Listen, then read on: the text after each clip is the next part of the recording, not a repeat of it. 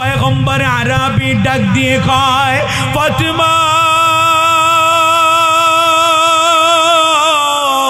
রোজা রাখবি ঠিক, রোজা রেখা তুই আলীর সাথে আজকে সারি খাবি দুনিয়ায়,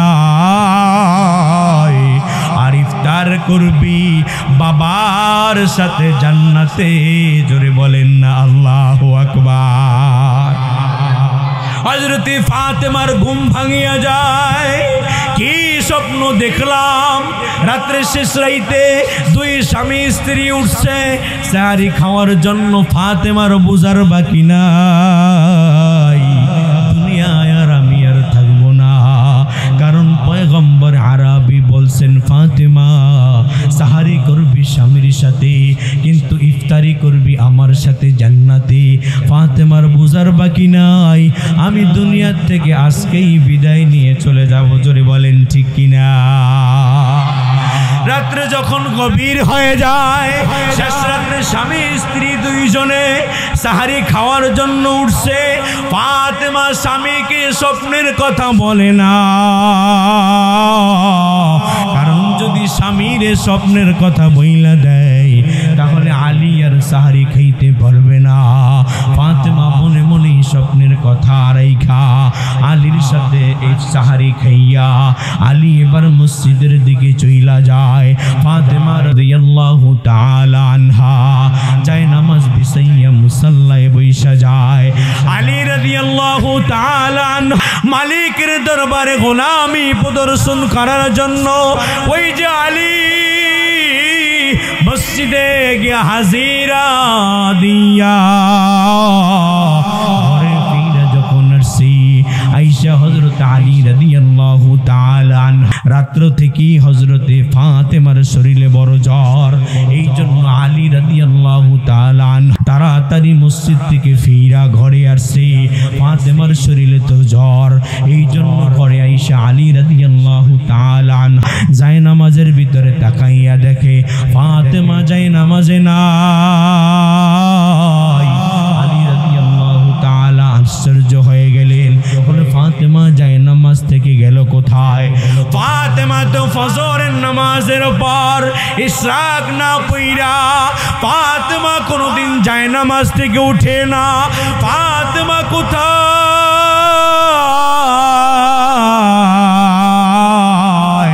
আলী রাদিয়াল্লাহু তাআলা আনহু ফাতেমার তো শরীরে বড় জ্বর, ফাতেমা গেল কোথায়? যায় নামাজে নাই। ফাতেমা কোনোদিন তো ইশরাক না পইরা যায় নামাজ থেকে উঠে না, আজকে ফাতেমা গেল কোথায়? হযরত আলী এই দিকে যায়, ওই দিকে যায়, এই দিকে খুঁজে ওই দিকে খোঁজায়, কোথায় হযরতে ফাতেমারে খুঁজা হযরত আলী খুঁজা পায় না। হযরত আলী ডাক দেয় ফাতেমা কই, ফাতেমা কই রে, ফাতেমা কই?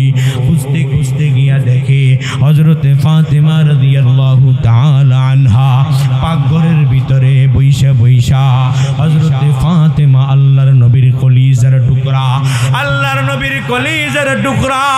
এ পর্দার মা মনোযোগ দিয়ে শোনা চাই, হযরতে ফাতেমার ভিতরে মালিকের কি ভয়ের পর্দার মা, মনোযোগ সহকারে শোনা চাই। মুসলমান আল্লাহর বান্দা যুবক বন্ধুরা আমার, হযরতে ফাতেমা রাদিয়াল্লাহু তাআলা আনহাকে হযরত আলী রাদিয়াল্লাহু তাআলা আনহু গিয়া দেখি হযরতে ফাতেমা রাদিয়াল্লাহু তাআলা আনহা তিনটা বড় বড় পাতিল নিয়া একটা পাতিলের ভিতরে গরম পানি গরম করতেছে, আর একটা পাতিলের ভিতরে অনেকগুলা আটা হযরতে ফাতেমা খামিরা বানাইতেছে। আর ওইদিকে হাসান এবং হুসাইন এবং আলী রাদিয়াল্লাহু তাআলা আনহুর যত ময়লা কাপড় ছিল সব কাপড়গুলো এক জায়গায় কইরিয়া হযরতে ফাতেমা ধোয়ার জন্য প্রস্তুতি নিতেছে। হযরত আলী রাদিয়াল্লাহু তাআলা আনহু দরওয়াজার পাশে আয়েশা হাজির হইয়া দাঁড়াইয়া ডাক দিয়েছে ফাতেমা, আল্লাহু আকবার। ও ফাতেমা, তুমি না অসুস্থ? এতগুলা কাজ কেন নিয়ে আজকে বসলা? ফাতেমা রাদিয়াল্লাহু তাআলা আনহা ডাক দিয়ে বলে, স্বামী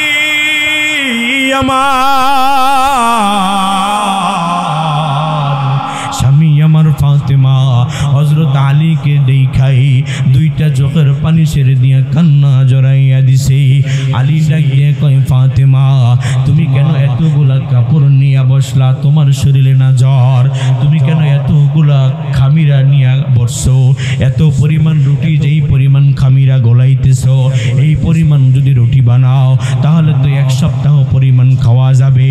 আর এতগুলো কাজ নিয়ে কেন তুমি বসলা? তুমি তো অসুস্থ। এবার ফাতেমা রাদিয়াল্লাহু তাআলা আনহা ডাক দিয়ে কয়, স্বামী আমার রাত্রেবেলা একটা স্বপ্নে দেখেছি। স্বপ্নটা আমি সাহারির সময় বলবো বলিয়া আপনার সাথে আমি বলি নাই। আলী ডাক দিয়ে কয়, আদরের স্ত্রী আমার, বলো কি স্বপ্ন দেখেছ? ফাতেমা ডাক দিয়ে কয়, স্বামী আমার, আল্লাহু আকবার, ও স্বামী গো আমার, আমি আমার কি স্বপ্নে দেখছি জানেননি? ফাতেমা ডাক দিয়ে কয়, স্বামী কি স্বপ্ন দেখছি জানেননি? আলী ডাক দিয়ে কয়, বলো কি স্বপ্ন দেখেছ? এবার ফাতেমা ডাক দিয়ে কয়, রাত্রে যখন ঘুমিয়েছিলাম অমৃতি দেখি পয়গম্বরে দুজাহান আয়েশা হাজির হয়ে গেছে।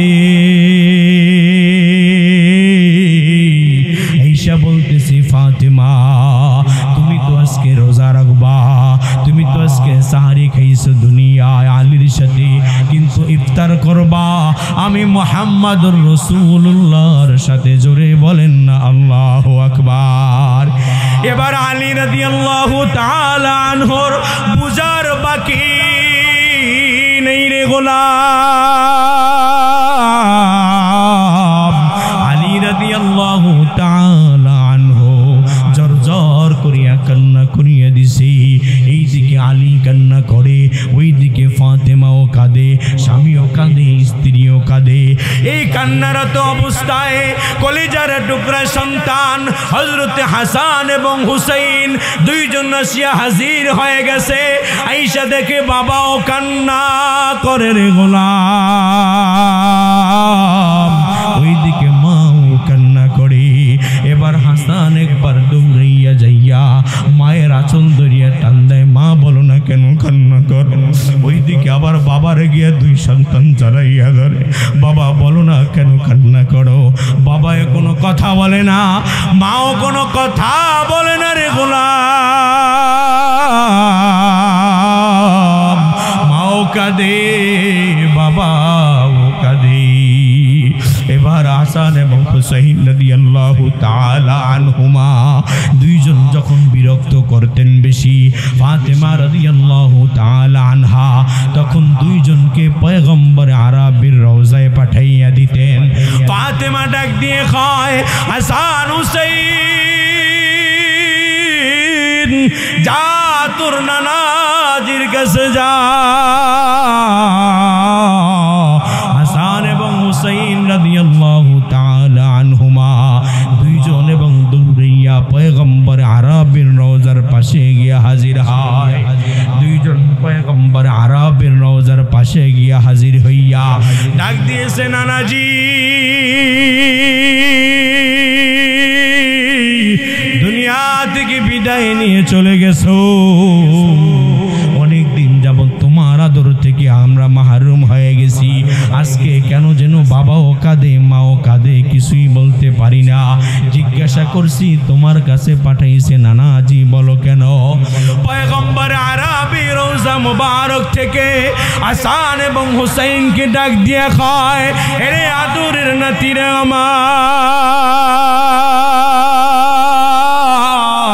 এখানে কেন আসছো? বলে মা বলছে আসার জন্য, এই জন্য আসছি। পয়গম্বর আরবি ডাক দিয়ে কয়, যা যা যা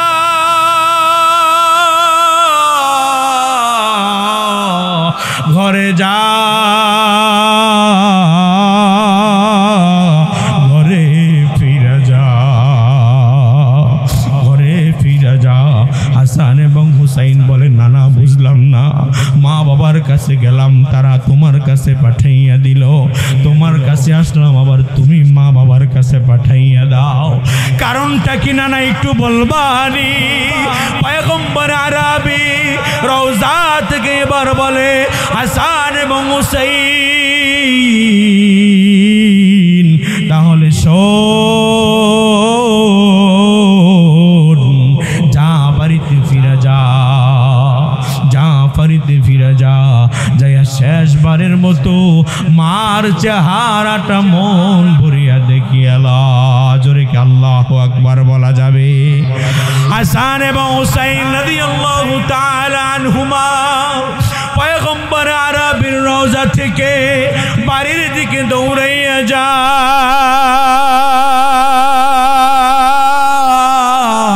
দৌড়াইয়া গিয়া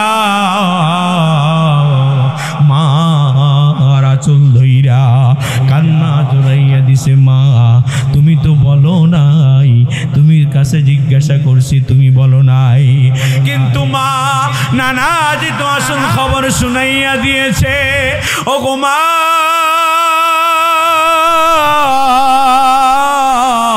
বলো দিয়েছে, তুমি দুনিয়া থেকে যদি বিদায় নিয়ে যাও, বলো আমরা কার কাছে যাব? মা, নানাজি তো আমাদেরকে বড় আদর করতেন, নানাজিও দুনিয়া থেকে বিদায় নিয়ে চলে গেছেন। নানাজি যেই সংবাদ আজকে শুনাইয়া দিয়েছে, ও গো মা, তোমার মনে হয় আজকে চিরদিনের জন্য হারিয়ে ফেলবো? নানাজি বলছে, তোমার মন ভরিয়া যেন দেখিয়ালো। এবার মাও কান্দে, বাবাও কান্দে, এবার হাসান হুসাইনও কান্দে। সংক্ষেপ বলতেছি মুসলমান ভাইরা আমার, কান্নাকাটি অবস্থায় সন্ধ্যা যখন ঘনাইয়া যায়, হযরত ফাতেমার জ্বর বাড়িয়া যায়। ফাতেমা রাদিয়াল্লাহু তাআলা আনহা এবার আর দাঁড়াইয়া থাকতে পারে না, ফাতেমা বিছনায় শুয়ে যায়। বিছনায় শুইয়া ফাতেমা ডাক দিয়েছে, হাসান দিকে আয়, তোর বাবার একটু ডাইকা নিয়ে আয়। হযরত হাসান বাবারে ডাইকা নিয়ে আসছে, আলী রাদিয়াল্লাহু তাআলা আনহুরে ডাইকা নিয়ে আসছে। আসিয়া হযরত ফাতেমা বলে, স্বামী গো আমার, আমার পাশে একটু বসেন, আপনার সাথে দুই চারটা কথা আছে। হযরত আলী রাদিয়াল্লাহু তাআলা আনহু ফাতেমার পাশে বসলেন। এবার ফাতেমা হযরত আলী রাদিয়াল্লাহু তাআলা আনহুর হাত দুইটা ধরিয়া ডাক দিয়েছে, প্রাণের স্বামী আমার,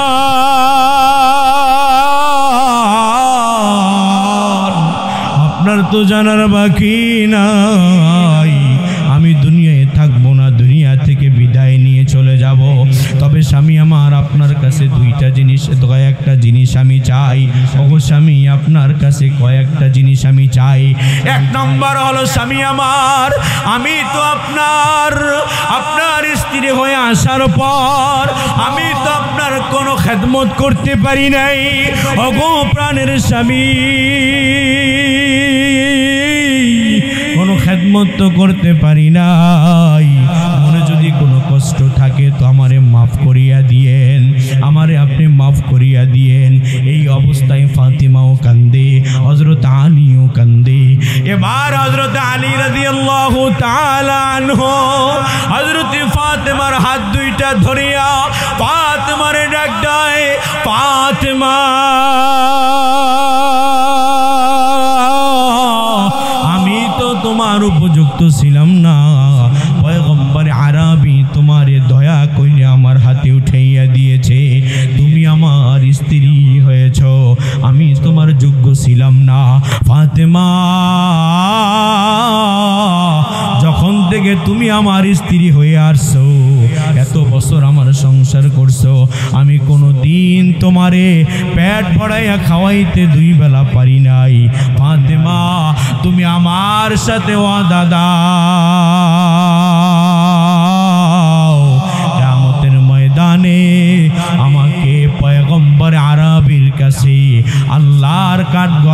আসামি কইরা দাঁড় করাইবে না।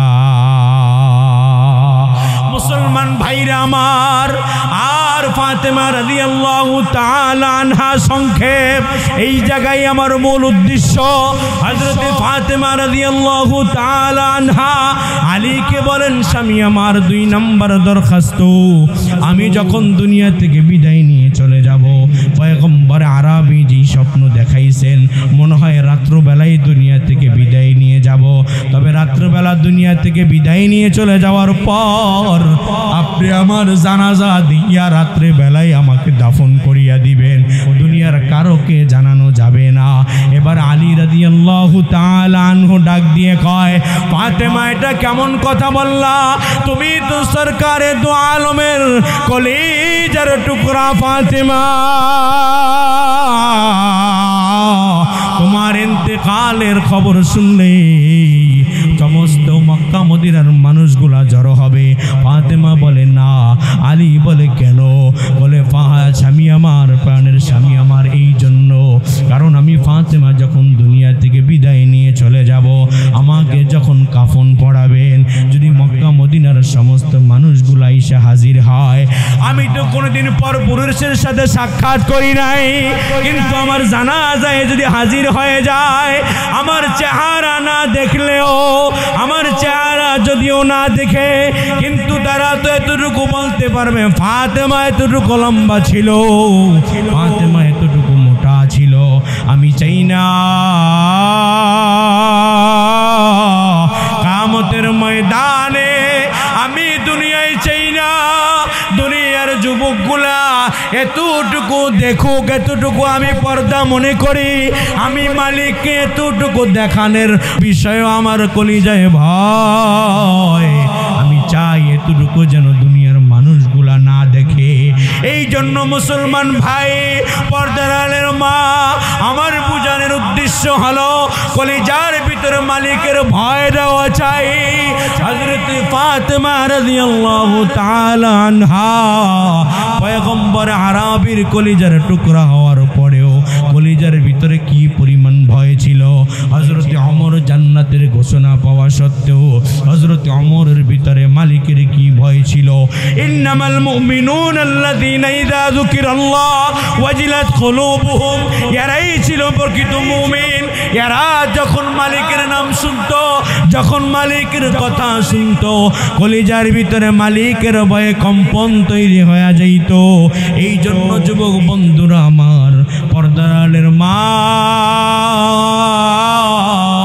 যুবক বন্ধুরে আমার, 2টা পায়ে ধরিয়া বলিয়া যায়, আর যাই করো না কেন, কিছু করোই বা না করো, মালিকের ভয়টা কলিজায় ঢুকাও। মালিকের ভয় যদি কলিজায় ঢুকিয়া যায়, তো তোমার দ্বারা কোনো গুনাহ করা সম্ভব হবে না। জোরে বলেন ঠিক কিনা? কারণ যে অন্ধকারে পৃথিবীর কেউ না দেখে, ওই অন্ধকারে দেখেন কে? জোরে বলতে হবে কে? 2টা হাত একটু উঠায়া বলেন কে দেখে? একটু আওয়াজ দিয়া বলেন কে? কলিজা থেকে আওয়াজ দিয়া বলেন কে? আরো কলিজা থেকে মোহাব্বত নিয়ে আওয়াজ দিয়া বলেন কে দেখে? মালিককে একটু মোহাব্বতের সাথে 2টা হাত উঠায়া ডাক দেন আল্লাহ। আরো মোহাব্বত নিয়ে ডাক দাও রে মুমিন আল্লাহ। আরো জোরে ডাক দাও আল্লাহ। মালিক আমাদেরকে মালিকের মোহাব্বত নিয়ে বাসবার তৌফিক দেও। সকলে জোরে সুরে বলেন আমিন। আরো জোরে বলেন আমিন।